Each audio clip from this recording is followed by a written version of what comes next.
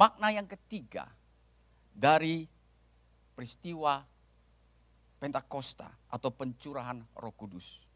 Bahwa gereja Tuhan masuk di dalam satu pelayanan yang disebut pelayanan adikodrati atau supranatural. Sejak Tuhan Yesus terangkat ke sorga, ditulis di dalam Kisah Para Rasul 1 ayat yang ke-9. Sesudah ia mengatakan demikian terangkatlah ia, disaksikan oleh mereka dan awan menutupinya dari pandangan mereka. Maka gereja Tuhan, orang percaya, suka atau tidak suka, kita berada di era atau di masa Roh Kudus. Dan ini terus bekerja sejak hari itu dan sampai Kristus datang kali kedua. Karena kita hidup di era zaman Roh Kudus, maka pelayanan yang supranatural menjadi bagian kehidupan iman orang percaya. Seperti dicatat di dalam Kisah Para Rasul 1 ayat yang ke-8. Tetapi kamu akan menerima kuasa kalau Roh Kudus turun ke atas kamu. Dan kamu akan menjadi saksiku di Yerusalem, di seluruh Yudea dan Samaria dan sampai ke ujung bumi. Jadi dengan kuasa yang supranatural, dengan kuasa yang adikodrati itu, memampukan gereja Tuhan, memampukan orang percaya untuk menjadi saksi Tuhan yang efektif dan produktif untuk semua kaum, baik itu kaum milenial, kaum intelektual, dan kaum ateis sekalipun, dengan kuasa pengurapan dari Roh Kudus. Dengan kuasa Roh Kudus memampukan kita orang percaya untuk bertahan, bahkan menang dalam pertandingan iman selama kita berada di muka bumi ini. Dengan kuasa Roh Kudus memampukan orang percaya untuk melihat dan mengalami kuasa mujizat Tuhan terjadi di dalam kehidupan kita. Haleluya, luar biasa. Mari kita melihat firman Tuhan yang tertulis di dalam Yohanes pasal 16 ayat yang ke-7. Namun benar yang kukatakan ini kepadamu adalah lebih berguna bagi kamu jika aku pergi, sebab jikalau aku tidak pergi, penghibur itu tidak akan datang kepadamu. Tetapi jika aku pergi, aku akan mengutus dia kepadamu. Saya lanjutkan dengan Yohanes 14 ayat yang ke-12. Aku berkata kepadamu, sesungguhnya barang siapa percaya kepadaku, ia akan melakukan juga pekerjaan-pekerjaan yang aku lakukan. Bahkan pekerjaan yang lebih besar daripada itu. Sebab aku pergi kepada Bapa. Sejak para rasul dipenuhi oleh Roh Kudus, dibaptis oleh Roh Kudus, maka peran daripada Roh Kudus yang memberi kuasa terlihat begitu nyata di dalam setiap pelayanan para rasul. Dengan kata lain, kuasa Roh Kudus menjadi sentral daripada pelayanan para rasul-rasul pada waktu itu. Kuasa Roh Kudus memampukan para rasul untuk dapat melakukan apa yang tidak dapat mereka lakukan, yaitu menjadi saksi Tuhan yang berkuasa dan memampukan mereka untuk masuk di dalam satu pelayanan yang supranatural. Sebagai salah satu contoh, kita ambil saja yaitu Petrus. Sebelum dia dapat masuk di dalam pelayanan supranatural, kita tahu siapa itu Petrus. Petrus dicatat di Alkitab, dia ada seorang pribadi yang gampang sekali berubah-ubah. Dia ada seorang pribadi yang takut. Bahkan dia ada seorang pribadi yang pernah menyangkal Yesus untuk berapa kali. Tetapi ketika kuasa dari tempat yang maha tinggi memenuhi kehidupannya, berdaulat di dalam kehidupannya, Alkitab mencatat ketika ia berkhotbah, 3.000 orang bertobat. Petrus bisa menyembuhkan orang lumpuh yang sejak lahir tidak bisa berjalan. Bahkan ia membangkitkan orang yang meninggal, yaitu Dorcas. Ini semua karena pekerjaan kuasa Roh Kudus. Jadi Bapak Ibu Saudara sekalian, karya Roh Kudus, kuasa Roh Kudus, pekerjaan Roh Kudus yang supranatural. Tidak hanya berhenti pada zaman para rasul, tetapi ini berlanjut terus sampai Kristus datang kali yang kedua. Sebagai contoh, satu kebangunan rohani yang terjadi di Sowe atau Timur, di NTT sekitar tahun 1965. Di dalam buku yang saya baca berjudul Like a Mighty Wind oleh pendeta Meltari. Di situ diceritakan bagaimana mujizat demi mujizat Allah terjadi seperti yang ada di kitab Injil. Di mana mereka berjalan di atas air. Di mana kuasa gelap dikalahkan. Di mana orang mati dibangkitkan. Racun mereka minum, mereka tidak binasa. Bahkan air menjadi anggur. Ada pelipatan terjadi seperti ketika Yesus dengan 5 ketuk roti dan 2 ekor ikan untuk membagikan bagi 5.000. Itu semua peristiwa-peristiwa itu terjadi. Ini menunjukkan kepada kita bahwa karya dan manifestasi Roh Kudus belum berhenti dan terus berlangsung. Dan saya ingin bersaksi ketika saya berada waktu dulu di YWAM, Youth with a Mission. Dan waktu itu guru kita diberi pelajaran mengenai Roh Kudus. Dan guru kami bersaksi pengalaman dia dengan Roh Kudus.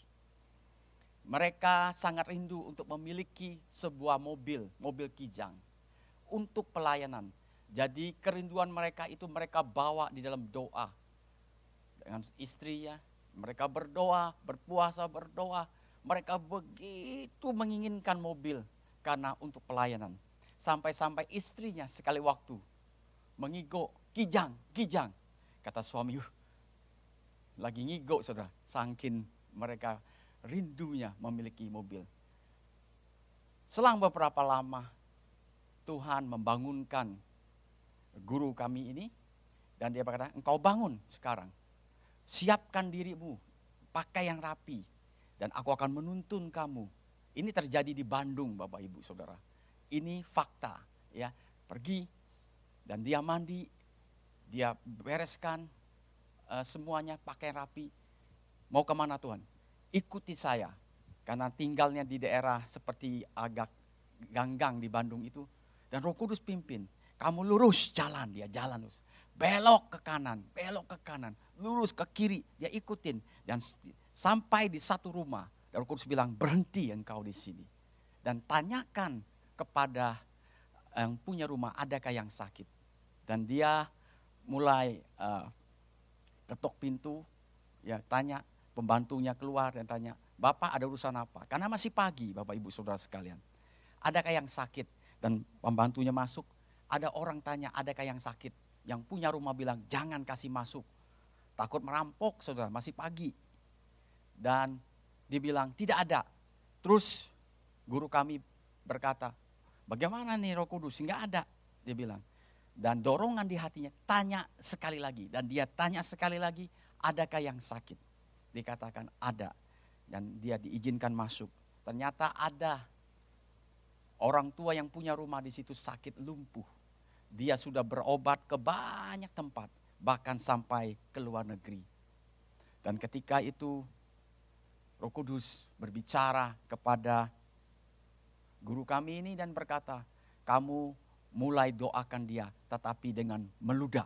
Waduh, dia berkata, Tuhan seumur hidup saya belum pernah berdoa pakai ludah. Karena ini taruhannya posisinya sebagai gembala, sebagai pendeta. Kalau di ludah tidak sembuh, habis dia. Dia bergumul, Tuhan saya belum pernah. Dia menahan diri. Tetapi dorongan begitu kuat di dalam hatinya untuk dia meludah dan berdoa. Dan akhirnya dia nekat mengambil keputusan. Dia berdoa dan dia ludah. Dan ketika dia berdoa dan meludahkan itu, orang lumpuh tersebut langsung bangun. Dia cari tongkatnya, dia kejar guru kami ini. Dan anaknya lihat, Pak, stop Pak, Papa stop Pak. Ternyata bapaknya hari itu berjalan. Tapi jangan ditiru ya Bapak Ibu Saudara sekalian ya. Dia berjalan. Dan ketika itu berjalan semua bersenang dan bersuka cita. Sebagai ucapan terima kasih yang punya rumah, karena di depannya itu ada beberapa mobil, dia kasih salah satu kunci. Silakan mana yang bisa dibuka, dipakai, silakan bawa pulang. Dan dia coba ke mobil itu, ternyata pas seperti mobil yang didoakan. Kijang, haleluya, Roh Kudus masih bekerja sampai hari ini, haleluya.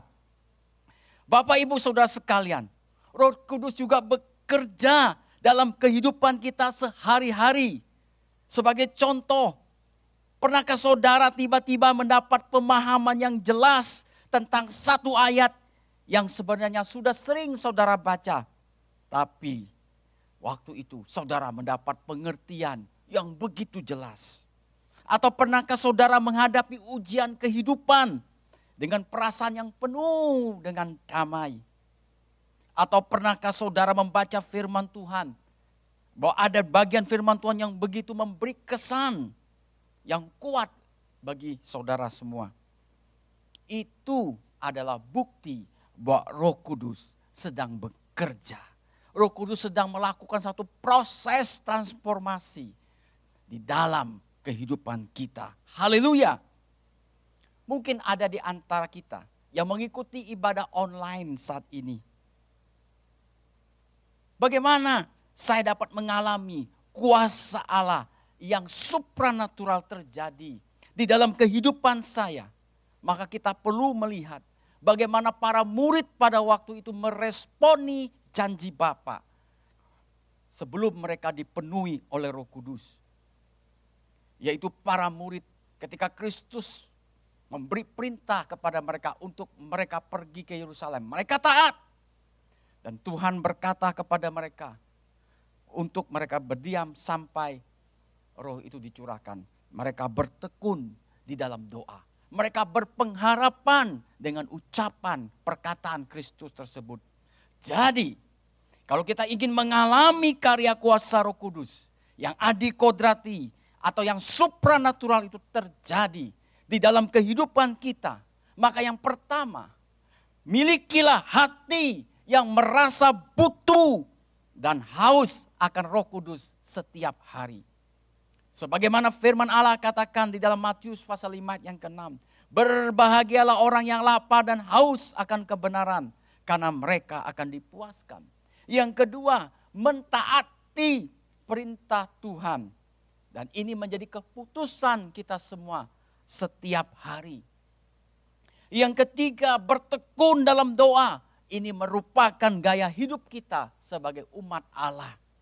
Dan yang keempat, miliki harapan yang kuat di dalam Tuhan. Karena kita yakin apa yang telah diucapkan oleh Allah akan dia digenapi. Karena Tuhan menolong kita lewat langkah-langkah tersebut untuk mengalami pengalaman yang supranatural. Dan sebagai bagian yang terakhir, Bapak Ibu Saudara sekalian, memperingati hari Pentakosta merupakan satu momentum sebagai orang percaya untuk kembali melihat fakta sejarah, melihat fakta kebenaran sejarah, dan mengalami fakta sejarah dan kebenaran sejarah tersebut terjadi di dalam kehidupan kita saat ini atau di era modern ini. Oleh sebab itu, Bapak Ibu Saudara sekalian, 3 makna Pentakosta, yaitu penggenapan janji Bapa, pengurapan kuasa Roh Kudus tidak lagi dimonopoli oleh orang tertentu. Dan gereja Tuhan masuk di dalam pelayanan supranatural atau adikodatri perlu kita pahami. Dengan memahami, meyakini 3 makna Pentakosta tersebut, maka hal ini akan membangkitkan satu kegairahan dalam mengikuti Tuhan dan membawa kita masuk ke dalam suatu kegerakan kebangunan rohani. Dengan bahasa yang keren dikatakan the great awakening. Di dalam hidup saudara pribadi, keluarga, tempat kerja, dan di tengah masyarakat bangsa. Kiranya Tuhan Yesus memberkati dan menolong kita semua. Bapak Ibu Saudara sekalian, sebelum saya menaikkan doa berkat, maka saya ingin berdoa bagi saudara bahwa Roh Kudus adalah kuasa yang nyata yang sedang dan mau bekerja di atas setiap kita yang percaya. Oleh sebab itu saya mau berdoa, jikalau ada di antara kita yang mau didoakan, yang merasa rindu untuk dilawat oleh kuasa Roh Kudus, untuk menjadi saksi yang efektif, silakan engkau mengangkat tangan dimanapun engkau berada. Angkatlah tanganmu tinggi-tinggi. Dan kita berdoa minta Roh Kudus mengurapi engkau. Kuasa dari tempat yang tinggi turun atas engkau. Sehingga engkau mampu menjadi saksi yang efektif. Yang kedua, jika ada di antara kita yang merasa terikat selama ini dan perlu dilepaskan, Roh Kudus berkuasa melepaskan engkau. Apapun yang mengikat engkau, mungkin itu engkau terikat dengan pornografi, mungkin engkau terikat dengan narkoba, engkau terikat dengan perzinahan, engkau terikat dengan perjudian, engkau terikat dengan alkohol, engkau terikat dengan kebiasaan yang kotor, ngomong kotor. Kuasa Roh Kudus sanggup melepaskan setiap ikatan itu. Dan bagian yang terakhir, jikalau engkau saat ini engkau tidak memiliki harapan lagi. Semua telah engkau lakukan, tapi sepertinya tidak ada harapan. Roh Kudus berkuasa untuk menolong dan memberi harapan bagi engkau. Oleh sebab itu, jikalau ada yang sedang mengikuti ibadah online ini, yang mau didoakan seperti yang saya katakan, silakan engkau berdiri. Angkatlah tanganmu di hadapan Tuhan dan kita berdoa. Tuhan Yesus, kami berdoa untuk setiap anak-anak Tuhan, dimanapun saat ini mereka yang sedang mengikuti ibadah saat ini. Kami berdoa di dalam nama Yesus. Engkau melihat ada di antara mereka yang begitu rindu untuk engkau lawat dengan kuasa Roh-Mu yang kudus. Karena mereka rindu untuk menjadi alat Tuhan, menjadi saksi Tuhan untuk memenangkan jiwa. Aku berdoa di dalam nama Yesus. Urapan Allah turun atas engkau. Dalam nama Yesus. Bekerja atas engkau. Sehingga ada tanda-tanda heran menyertai dimanapun ketika engkau menyaksikan tentang Kristus Yesus sebagai juru selamat. Aku berdoa di dalam nama Yesus. Dalam nama Yesus, jamahan dan pengurapan Allah turun. Dan kami juga berdoa bagi setiap kami yang saat ini terikat dengan pornografi, terikat dengan narkoba, perzinahan, judi, alkohol, kebiasaan ngomong kotor. Tuhan, Roh Kudus, engkau sanggup melepaskan setiap ikatan itu, setiap lantai yang membelenggu kehidupan mereka. Dan saat ini mereka sadar bahwa itu semua salah. Mereka tahu bahwa itu tidak berkenan, tapi mereka tak berdaya. Tapi biarlah pada pagi hari ini, dengan kesadaran mereka berdiri di dalam nama Yesus. Dengan kuasa Roh Kudus, lepaskan mereka satu persatu. Di dalam nama Yesus, terlepas setiap ikatan itu. Terbebaskan mereka dari belenggu itu. Terlepas dari setiap perbudakan itu. Di dalam nama Yesus, kuasa Roh Kudus bekerja. Haleluya, haleluya. Terima kasih Tuhan, terima kasih, terima kasih. Jadikan kemenangan bagi mereka karena Engkau Allah yang baik. Dan kami berdoa bagi mereka yang saat ini sudah kehilangan harapan karena segala cara telah mereka lakukan di dalam hidup mereka. Seolah-olah semuanya tidak ada, buntu. Roh Kudus, jamalah pribadi yang seperti itu. Tolonglah, beri mereka hikmat, beri mereka pengertian, bahkan tuntunan-Mu. Seperti pengalaman yang Engkau kerjakan di atas hamba-Mu di Bandung. Menuntun untuk mengalami satu kemuliaan Tuhan. Kami berdoa di dalam nama Yesus. Allah membimbing mereka. Dalam nama Yesus yang tidak ada harapan menjadi ada harapan. Di dalam nama Yesus. Dan oleh kuasa Roh Kudus, kekuatan yang baru turun atas mereka sekalian. Terima kasih Tuhan Yesus. Terima kasih. Serahkan kekasih-kekasih kami ini ke dalam tangan-Mu. Dan juga Tuhan Kau tolong setiap kami semua, keluarga-keluarga kami, pekerjaan-pekerjaan kami, anak-anak kami. Tuhan Engkau lindungi, Engkau pelihara agar senantiasa terus berada di dalam jalan dan kehendak Allah. Di dalam nama Yesus. Terima kasih Tuhan Yesus, terima kasih. Sebagai bagian yang terakhir untuk doa berkat, silakan Bapak Ibu Saudara, angkatlah tanganmu tinggi-tinggi. Dan terimalah berkat Tuhan ini. Tuhan memberkati engkau dan melindungi engkau. Tuhan menyinari engkau dengan wajah-Nya dan memberi engkau kasih karunia. Tuhan menghadapkan wajahnya kepadamu dan memberi engkau damai sejahtera. Berkat ini turun atas hidupmu, keluargamu, anakmu, cucumu. Mulai hari ini dan sampai Yesus datang kali yang kedua. Tuhan Yesus memberkati kita semua. Haleluya. Amin.